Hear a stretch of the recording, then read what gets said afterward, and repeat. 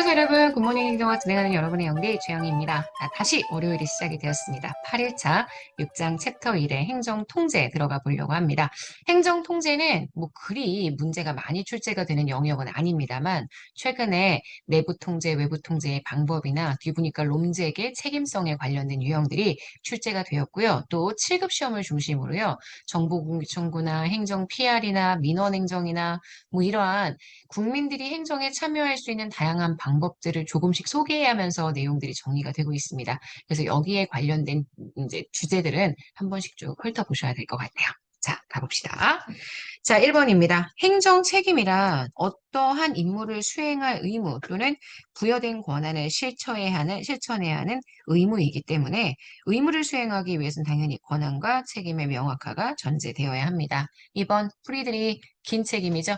관료의 내면적 기준에 의한 책임, 공무원이 전문가로서 직업 윤리를 갖거나 책임감에 기초해서 자발적인 재량을 발휘해서 확보하는 그런 내면적인 책임을 강조합니다.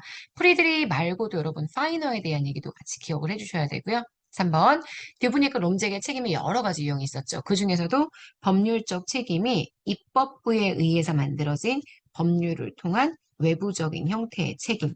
그래서 행정부 외부에서 이루어지는 강제적 통제를 의미하게 된다. 그래서 듀브니까 롬잭이 지금 이 책임의 유형을 네 가지로 나눴습니다. 그 네 가지의 유형들 기출문제는 꼭 한번 같이 정리해 주세요. 자, 4번입니다. 길버트에 따르면 정치행정 이원론의 입장에서 정치와 행정이 이원화된다라면 행정과 정치는 분리입니다. 행정의 가치 판단 능력이 없어야 되고요. 정치적인 의사결정과는 분리되어서 행정이 이루어져야 하죠.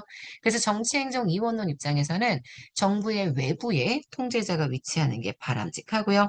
정치행정 일원화되었습니다. 행정국가가 돼서 행정이 가치 판단 역할을 굉장히 많이 하게 된다면 이런 경우에는 내부 통제가 좀 더 바람직한 것으로 인식이 될 수가 있습니다.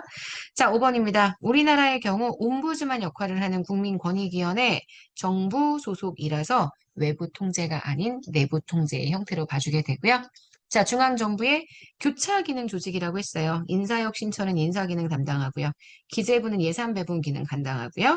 행정안전부는 직제 개편 등의 기능을 담당합니다. 이들이 여러 개의 기능이 교차되어서 참모 역할을 하는 조직이기 때문에 우리가 이들을 교차 기능 조직이라고 이야기했습니다. 국민권익위원회와 감사원은 제가 독립통제기관이라고 얘기를 하고요.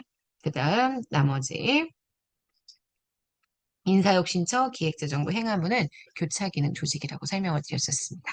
자, 국민권익위원회는 우리나라의 옴부즈만이죠. 국민권익위원회를 통한 고충 민원은 접수일로부터 60일 이내에 처리를 하게 되고요.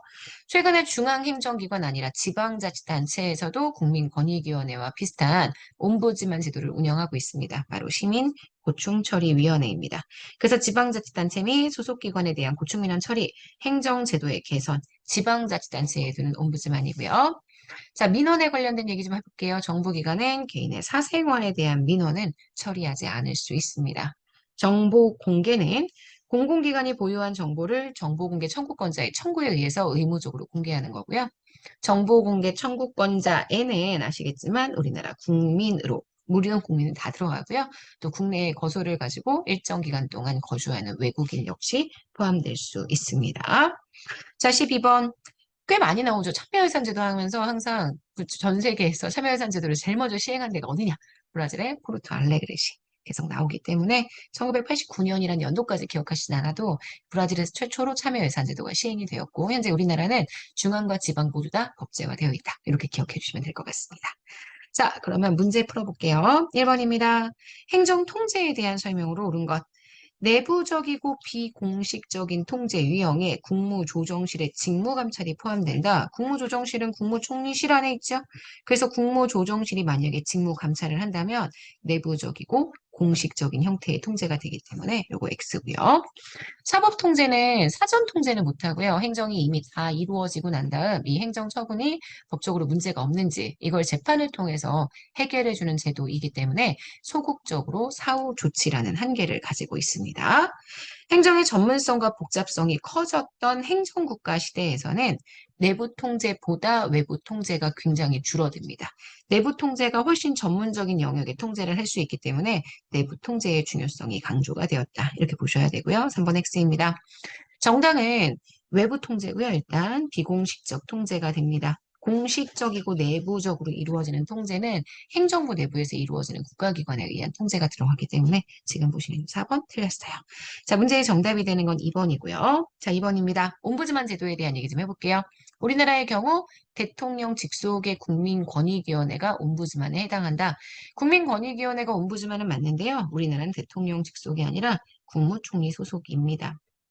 방송통신위원회를 제외한 나머지 금방공원 관계에서 있는 중앙행정기구로서의 위원회는 방송통신위원회를 제외한 나머지는 모두 국무총리 소속입니다.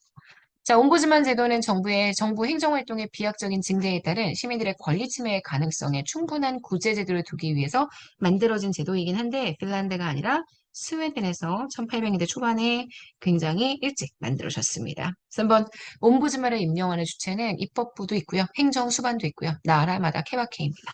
그래서 맞는 선지고요. 일반적으로 옴부즈만은 임기가 좀 긴 편이고요. 임기 보장을 엄격하게 해줍니다. 그래서 소신 있게 업무를 처리해도요, 신분의 보장이 이루어지는 것을 원칙으로 한다. 이렇게 봐주셔야 합니다. 그래서 2번 정답이 되는 맞는 선지는 3번 됩니다.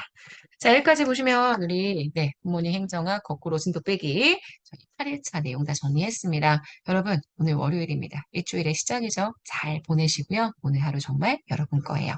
우리는 내일 아침 6장 챕터 2를 통해서 만나도록 하겠습니다. 여러분, 안녕.